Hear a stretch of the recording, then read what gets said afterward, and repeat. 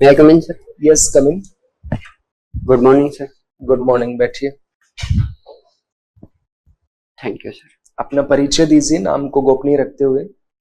मैं राजस्थान के बीकानेर डिस्ट्रिक्ट से बिलोंग करता हूँ. मैंने 10th और 12th सीकर डिस्ट्रिक्ट से किया है तथा उसके बाद बीएससी महाराजा कॉलेज जयपुर से किया है तथा मैंने एमए मॉडर्न हिस्ट्री में एमजीएसयू यूनिवर्सिटी बीकानेर से किया है तथा मेरी हॉबी बास्केटबॉल है. मॉडर्न हिस्ट्री में महाराज गंगा सिंह का क्या योगदान है? Yes sir. महाराजा गंगा सिंह बीकानेर रियासत के राजा थे. उन्होंने बीकानेर रियासत में अनेक कार्य किए थे जिसमें से प्रमुख कार्य में गंग नहर का निर्माण किया गया था जिसके लिए उनको राजस्थान का भागीरथ कहा जाता है. इनके अलावा महाराजा गंगा सिंह जी ने वर्ल्ड वॉर फर्स्ट में भाग लिया था तथा 3 जो गोलमेज सम्मेलन हुए थे उनमें भाग लिया था. इसके अलावा महाराजा गंगा सिंह जी ने बीकानेर के लिए बीकानेर में हाई कोर्ट की स्थापना की गई थी, जनप्रतिनिधि सभा का स्थापना किया गया था तथा अकाल राहत कार्यों में गजनेर पैलेस और झील का निर्माण किया गया था. ठीक है. महाराज गंगा सिंह जी ने काफी कल्याणकारी कार्य किए. Yes sir. उनका क्या बीएचयू की स्थापना में भी कोई रोल था क्या? Yes sir. बीएचयू की स्थापना में महाराजा गंगा सिंह जी द्वारा धनराशि का योगदान किया गया था. ओके. क्या गांधी जी ने इनकी मांग को स्वीकार कर लिया था? सर, इनके दलितों की जो जनप्रतिनिधि जिनके द्वारा चुने जाते थे उस मांग को स्वीकार किया गया था सर तथा उसके उपरांत गांधी जी द्वारा हरिजन उत्थान के अनेक कार्य किए गए थे. ओके. स्वतंत्रता संग्राम के दौरान 1857 से लेकर के आजादी तक यस सर ऐसे कौन कौन से इंसिडेंट्स हुए जब हमें लगा कि आजादी करीब करीब मिलने ही वाली थी और वो किसी कारण से नहीं मिल पाई?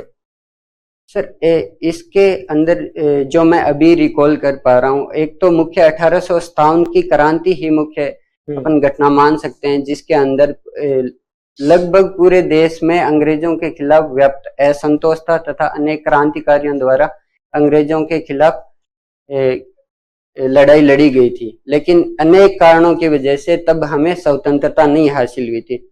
उसके बाद हम असहयोग आंदोलन तथा स्वदेशी आंदोलन और सविनय अवज्ञा आंदोलन को देख सकते हैं. उसके उपरांत भारत छोड़ो आंदोलन भी एक 1942 में मुख्य था लेकिन भारत को आजादी 1947 में मिली थी. ठीक है सर. इतिहास क्या है? इतिहास इति प्लस ई प्लस इतिहास जिसमें सर ऐसा निश्चित रूप से हुआ होगा जो सर पूर्व में घटना घटित हुई है उनका तथ्यात्मक विवरण किया जाता है, उसको इतिहास कहा जाता है. चलिए, इतिहास को जब लिखा जाता है तो जो भी आदमी लिखता है वो विचारधाराओं से प्रभावित होकर लिखता है. yes. अभी हम 1857 की बात कर रहे थे. yes. 1857 के बारे में अलग अलग इतिहासकारों ने अलग अलग बातें कही.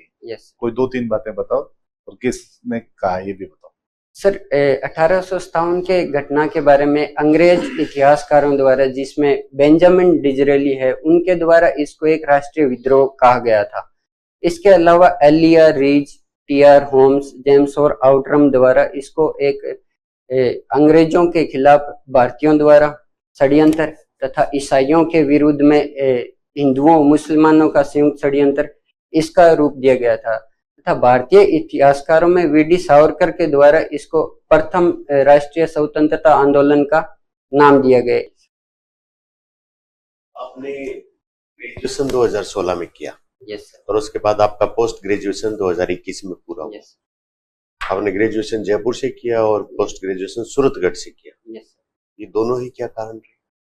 सर, ग्रेजुएशन मैंने जयपुर से किया था. उसके साथ में ही मैंने एनडीए और सीडीएस की प्रिपरेशन की है. उसमें साथ में मैंने एसएस भी दिया था. उसमें फाइनल सिलेक्शन नहीं होने के बाद मैंने राजस्थान प्रशासनिक सेवा की तैयारी स्टार्ट करना की सोचा सर, जिसमें मेरे सूरतगढ़ जाने के पीछे एक रीजन ये था कि मेरे एक कजन है जो हिस्ट्री में लेक्चरर है. उन्होंने उनके दिशा निर्देशन में मैं उनके पास गया तथा मैंने राजस्थान की पहली बार अध्ययन के रूप में एक प्रशासनिक सेवा में अध्ययन के लिए गया था सर. ओके. आपने न्यूज़पेपर पढ़ा है यस आज सर। का? यस उसमें भारत में टाइगर जो है यस पिछले कुछ दिनों में साल भर में 140 या 150 टाइगर की मौत हो गई है। Yes sir. क्या कारण रहे और सरकार इतना क्यों चिंतित हो जाती है अगर एक जंगल में रहने वाले जानवर मर जाते हैं? हमें क्यों चिंतित होना चाहिए इस बात को लेकर? सर हमें चिंतित इसलिए होना चाहिए कि ये अपनी पृथ्वी है, उस पे संपूर्ण समुदाय जिसमें जीव, प्राणी और वनस्पति तथा मनुष्य है, सबको एक समान अधिकार है तथा मनुष्य के जीवन में इनका बहुत महत्वपूर्ण योगदान है। टाइगर का? टाइगर एक इंडेंजर्ड प्राणी है सर। उसके तहत जो विश्व में अनेक समुदाय जैव विविधता अधिनियम बनाया गया है, जिसके अंदर इसके संरक्षण के अनेक प्रयास किए गए हैं। भारत में भी टाइगर रिजर्व घोषित करके इसके संरक्षण के अनेक प्रयास किए गए हैं सर। इसके लिए इसके जो अवैध शिकार होते हैं उस पर पाबंदी के अनेक नियमों के द्वारा सरकार गाइडलाइन जारी करती है तथा अपने। चलिए मेरा अंतिम सवाल आपसे। यस अभी आज ही के न्यूज़पेपर में सर। Yes sir. जो छात्र हैं, स्टूडेंट हैं, यस उनके एजुकेशन या उनसे संबंधित जितने भी दस्तावेज, डॉक्यूमेंट हैं, यस सर। उनको जो है वो एक ऑनलाइन प्लेटफॉर्म उपलब्ध कराया जाएगा ताकि संबंधित संस्थाएं उनका प्रमाणीकरण कर सके या बार बार स्टूडेंट को अपने दस्तावेज खोने का डर नहीं हो, बार बार इधर उधर लेकर। आप बता सकते हैं वो पोर्टल या वो जगह क्या, किस नाम से वो किया जाएगा? Yes sir.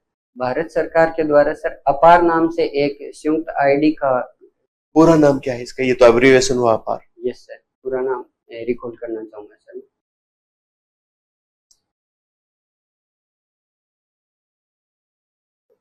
चलिए सर। नेशनल इंटीग्रेशन के टाइम पे यस सर। बड़े बड़े राज्य तो सरदार पटेल ने मिला ही लिए थे उनकी Yes, sir. सहमति से या कुछ, यस सर। पर ये लक्षद्वीप है, यस सर। ये कैसे इंडिया में शामिल होगा? सॉरी सर, अभी मैं रिकॉल नहीं कर पा रहा हूँ। गोवा का मालूम है, गोवा कैसे विलय हुआ रहा इंडिया में? Yes sir. और इतने वक्त क्यों लगा आजादी से करीब 15-16 साल बाद? Yes sir. 19वीं शताब्दी के उपरांत ही गोवा पे पुर्तगाल का शासन था सर। जब भारत को 15 अगस्त 1947 को ब्रिटिश के द्वारा स्वतंत्रता दी गई थी, उसके बाद ही गोवा का पुर्तगाल पे शासन था, जिसका भारत सरकार के द्वारा उनके साथ वार्तालाप के द्वारा गोवा का भारत में विलय के लिए अनेक वार्तालाप स्टार्ट किए गए थे सर। पुर्तगाल के जो शासक थे उस टाइम के प्रधानमंत्री से सालाजार, उसके द्वारा नाटो का मेंबर होने के साथ तथा अंतर्राष्ट्रीय राजनीति के अंदर महत्वपूर्ण स्थान रखने के द्वारा भारत गोवा पे सैन्य आक्रमण नहीं कर पा रहा था।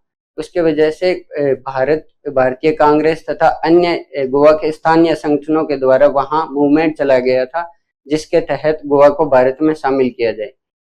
इन्हीं परिस्थितियों की वजह से अंत में 1961 के अंदर गोवा का भारत में विलय किया गया। गुड। ये जो चीफ इलेक्शन कमिश्नर है, Yes. इनके मेन काम क्या होते हैं?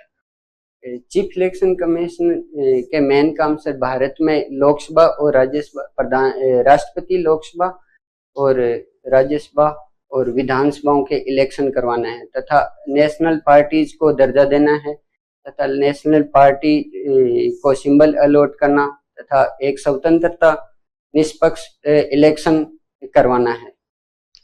और ये वोटर लिस्ट कौन तय करता है? ये भी इलेक्शन कमीशन के द्वारा ही जारी की जाती है। अभी आपने नेशनल पार्टी बोला, यस आप ये बताइए नेशनल पार्टी या रीजनल पार्टी, यस इनको कैसे डिस्टिंग्विश करते हैं और क्या डिफरेंस है?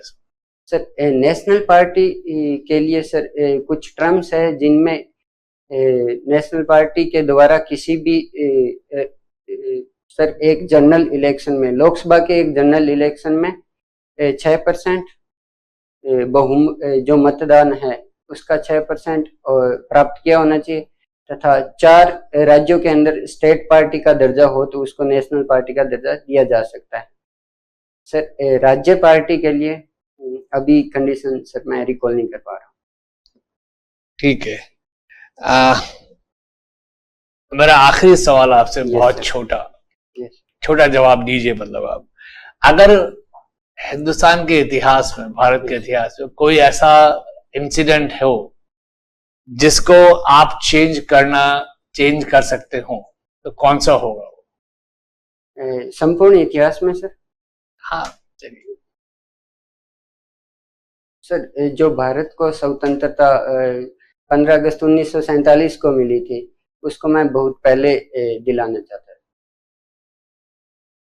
Thank you sir. आपको नहीं लगता कि भारत को अगर बहुत पहले स्वतंत्रता मिल जाती तो भारत का आज का स्वरूप ही नहीं होता?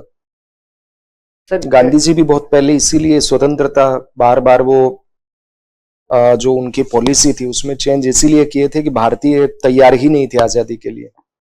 सर, जैसे प्राचीन काल से ही भारतीय जो उपमहाद्वीप है उसमें अखंड भारत है, या फिर जो भारत है वो सांस्कृतिक, भौगोलिक और धार्मिक रूप से एक स्वरूप ही रहा है सर। तो उसके तहत अगर पहले स्वतंत्रता मिलती तो आज का स्वरूप ही जरूर विद्यमान रहता है भारत। ठीक, आपका साक्षात्कार हो गया, अब आप जा सकते हैं। यस।